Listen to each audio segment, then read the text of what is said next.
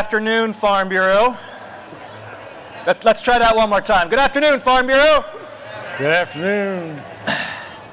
Welcome to the Cultivation Center stage on the American Farm Bureau Trade Show. My name is Sam Kiefer. I have the privilege of serving as Vice President for Public Policy here at the American Farm Bureau Federation.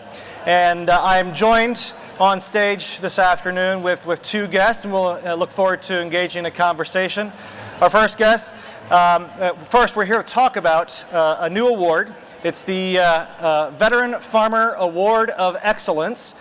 It is an American Farm Bureau award that is sponsored by the Farm Credit Council. And we are here with the first recipient of that award, Colonel Joe Ricker from Indiana. Thank you.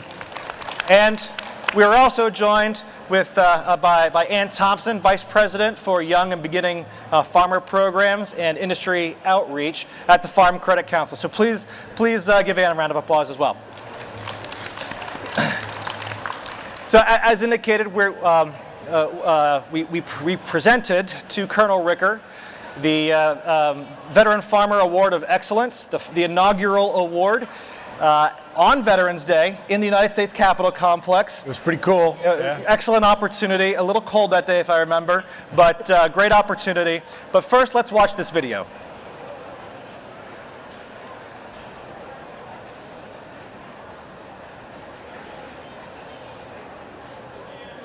I'm going to go through my little war chest of stuff that I got from deployments. So you get a lot of cards when you're overseas, and they're really cool to get. Fun to get the kids' pictures. This one means a lot. So I got this when I was in Afghanistan.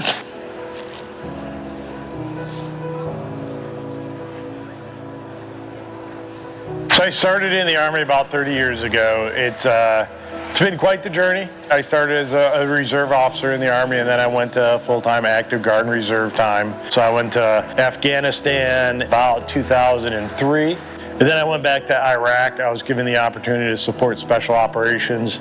And I think the biggest reward of my career, take my troops home. I really felt like throughout that journey, I met a lot of people that needed help. So a lot of people go through deployments, have relationships that need healing. When I came in 2016 to Indiana, I decided to start a farm that I could have veterans come to. What we do at Addie's Orchard is really try to connect with both veterans and other agencies. Started with the USDA Specialty Crop Grant with beekeeping. So they allowed me to give bee setups to veterans to start to teach them how to beekeep.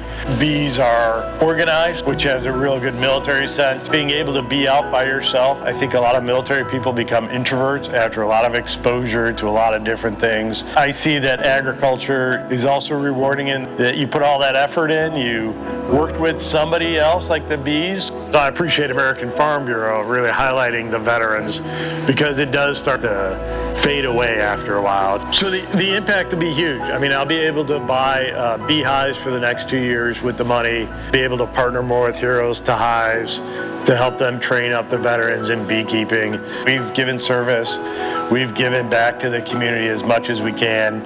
So to be able to be a farmer, to be able to give food to, food pantries or community organizations and see people eat from it, it's really a service-driven occupation. I'll get calls for over 100 people a year wanting to get into agriculture. How many have been successful is hard to quantify.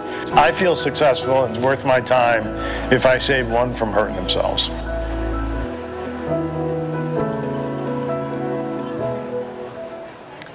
Powerful video. Thank you, Colonel.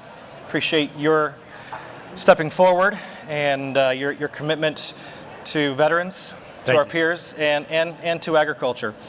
So, Joe, you're not from a farm background. Can you tell us a little about why you got into this after your service? So I grew up in the suburbs of Chicago, no farm, regular backyard, 100 by 100 foot. Went into service, did a couple deployments, was in the Pentagon a couple times, and I just decided I was done with the government service. A lot of people go into bigger things like corporate world with my rank or other things.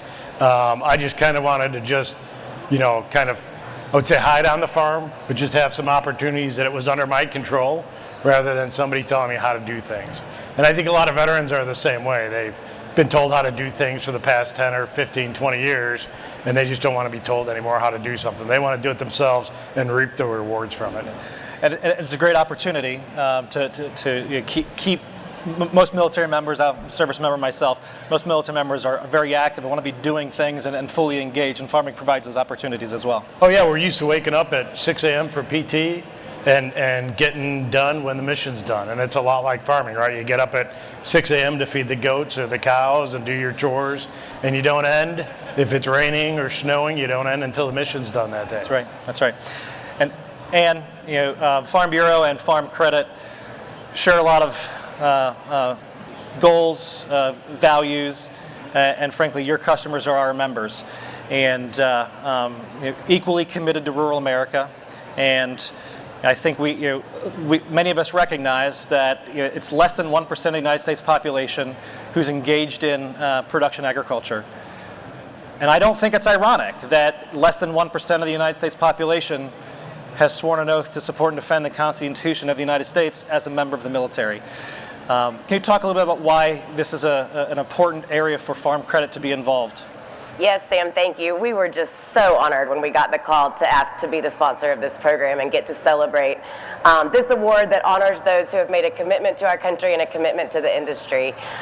We've got a statistic that 19% of the population comes from rural America, yet 44% of men and women who serve our country also come from rural America. So there's really an outsized impact on our rural communities that veterans play, and so we are just so proud to be a sponsor and support this work. And the work of Farm Credit through all your member associations all across the country is very diverse, as diverse as American agriculture itself. So we very much appreciate the commitment and the partnership with Farm Credit to recognize deserving veterans like Joe now and certainly into the future. Likewise. So Colonel Ricker, United States Army, 2 stints at the Pentagon, Iraq and Afghanistan. Finding your way into agriculture, you mentioned it's an opportunity, it's a purpose. It's an opportunity to stay engaged, a reason to wake up, a reason to get things done.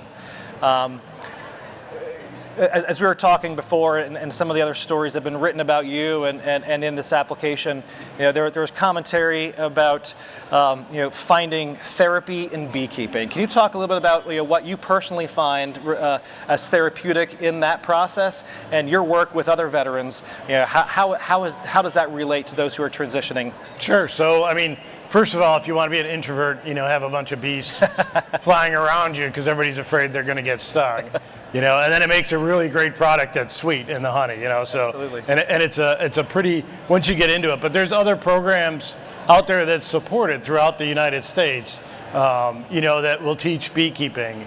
So it's very in-depth in there. But I found the therapeutic value of it is it's a little bit dangerous, like in the military or in farming. You got a little bit of worried about getting shot by a bee, You do have it's neat to watch the hive because there is some military organization to it. You have a queen in charge of the hive. It's just like a general in charge of it. You have everybody working to make sure they survive and everything in the hive needs to happen. So it's hive's rather organized for bees as well. And, it's great to take care of them. I do know there's some studies out there on the therapeutics of beekeeping, which is very, very interesting.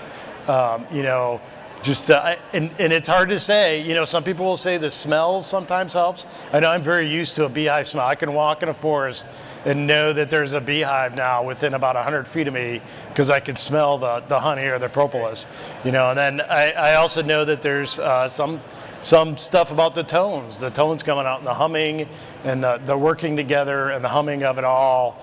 It's like a smooth engine being driven.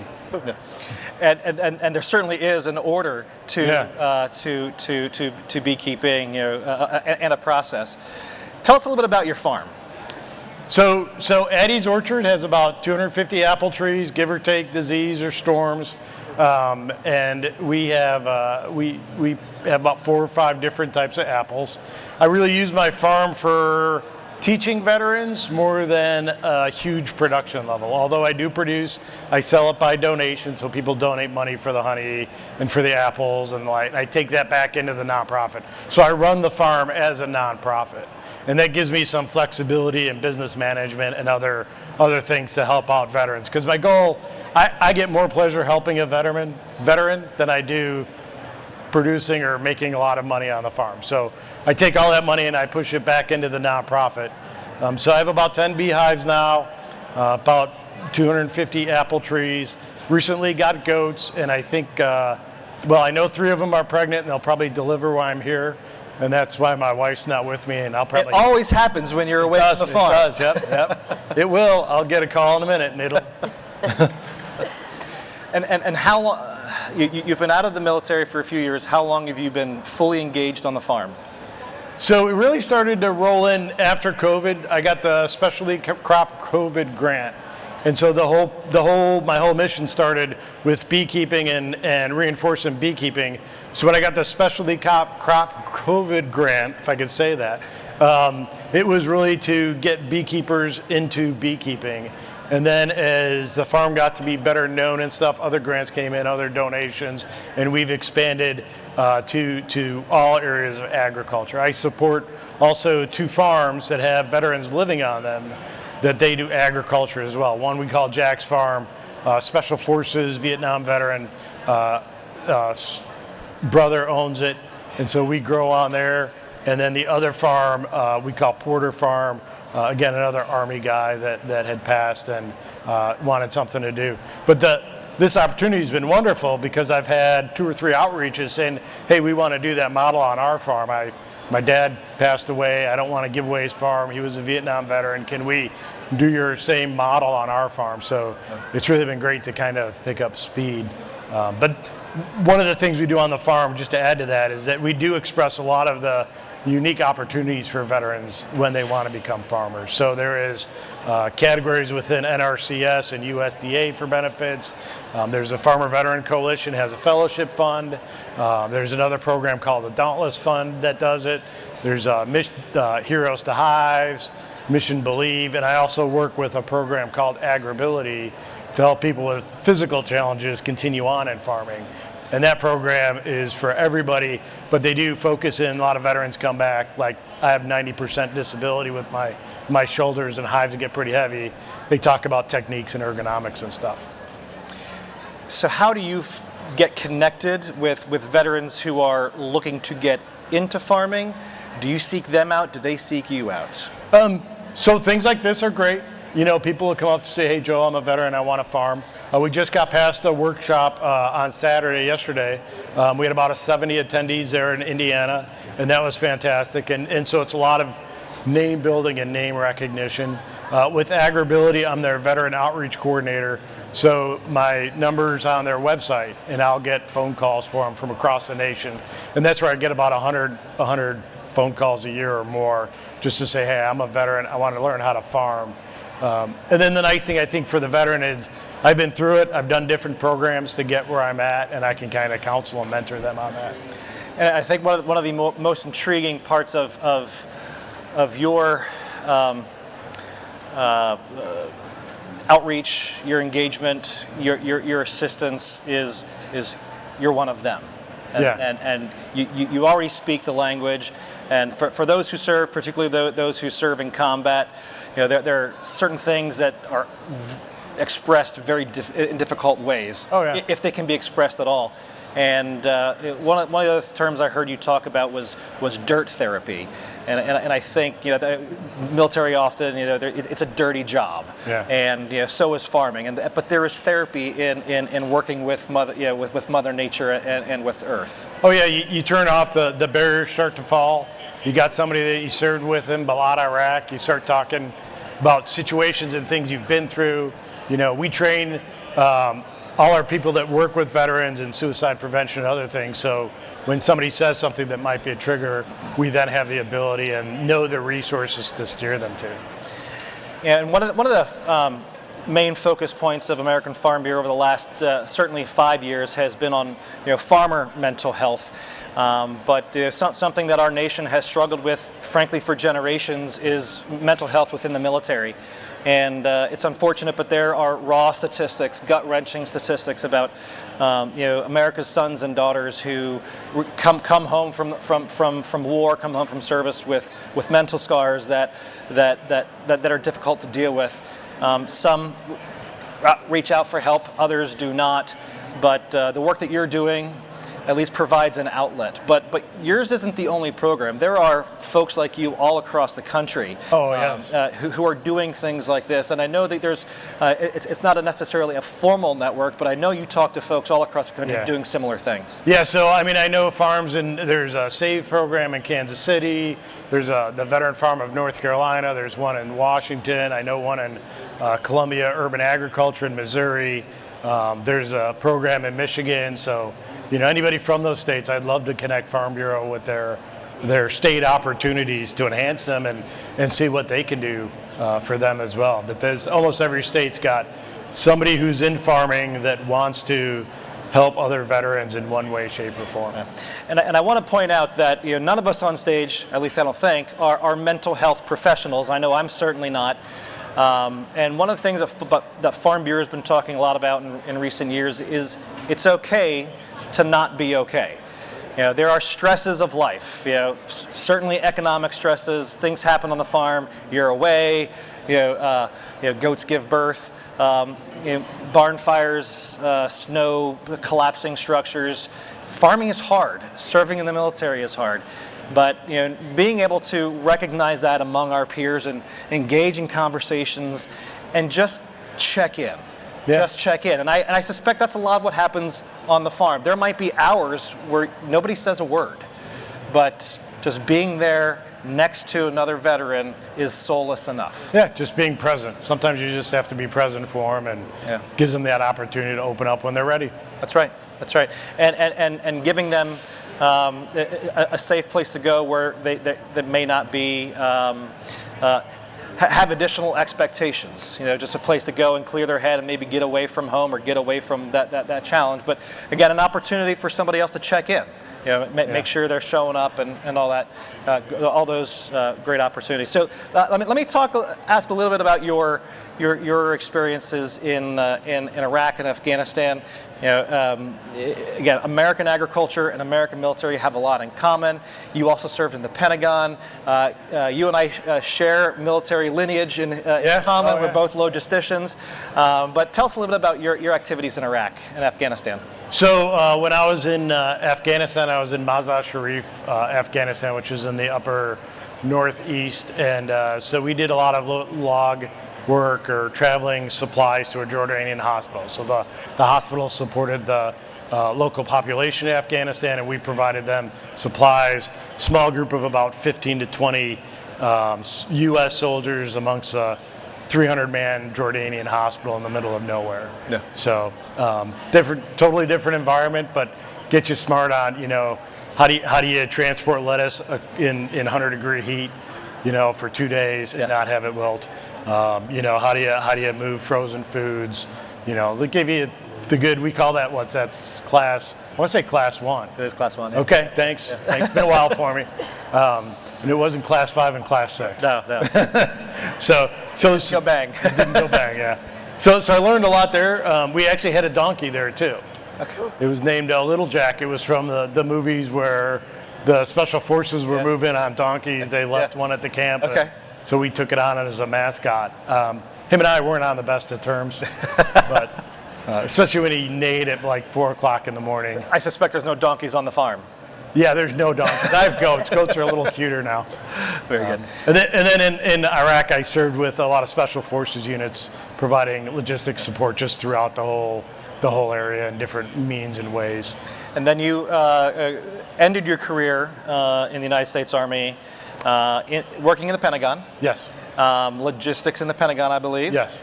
Completely different experience than being in a war zone. Yeah. No, it's. I don't know if it's different than a war zone. Sometimes it can be the same, but it's very much a high op tempo and I think that's some of the reason why I do so much, like my wife tells me. It's because I'm used to that tempo in the Pentagon, where you do a 15-hour day in 8 hours and then do more, and then turn off and turn back on the next day. Much like farming, you try to do as much as you can during a certain time frame there. And I was there during January 6th and COVID and all the other recent events. So you are the inaugural recipient of the Veteran Farmer of Excellence Award, presented by Farm Bureau and sponsored by the Farm Credit Council. Along with that distinction comes a $10,000 prize. What's next? So I'm going to pay off my farm credit loan. So a little story about that with farm credit is, so I have a nonprofit, and I didn't know that they were reimbursable grants. So I needed an operational loan, and the only people that understood it was literally farm credit. I did about 3 or 4 banks I talked to, and they're like, that's really weird. We don't, but they understood. So I was really appreciative of farm credit. And to be fair, we found that out after we chose Colonel Ricker as the recipient. I told you that story afterwards. So with that, I've also gotten a lot of opportunities because of the recognition. The Indiana Department of Veterans Affairs picked us their nonprofit partner of the year. So we'll probably get about $25,000 or $30,000 from that, and we're going to give that back to veterans. They do their business planning, need it for either adaptive things or need it on their farm. So we're going to give that back to the veterans in Indiana. That's great. And for any members or veterans or state farm bureaus who are interested in learning more specifically about your nonprofits, where can they go? So addiesorchard.org is one of them, and then there is veteransinfarming.com, VETSIN farming.com, and I think I sit at the table after this, and I'm more than happy to talk to anybody or give them a business card, and I'm more than happy. My goal is to see more of it, and I think that's everybody's goal here, is just see more of it, because there's a lot of value to it. And Ann, Farm Bureau certainly thanks Farm Credit Council for your commitment and support of this inaugural award and moving forward. As you all look at the future of agriculture and further integrating veterans, the military, and farming, I'm sure that you will be interested in continuing this award and supporting fine folks like Joe moving forward. Absolutely. We appreciate the partnership and this unique opportunity to continue showing our commitment to rural America in this really special way. Well, thank you both. Ladies and gentlemen, please join me in thanking and congratulating Colonel Joe Ricker, United States Army, retired, and for his commitment of selfless service, working with our brothers and sisters in arms, helping them figure out how it is to get into agriculture and deal with some of the demons that our returning military veterans have inside their minds. So, ladies and gentlemen, one more time, Colonel Joe Ricker. Thank you.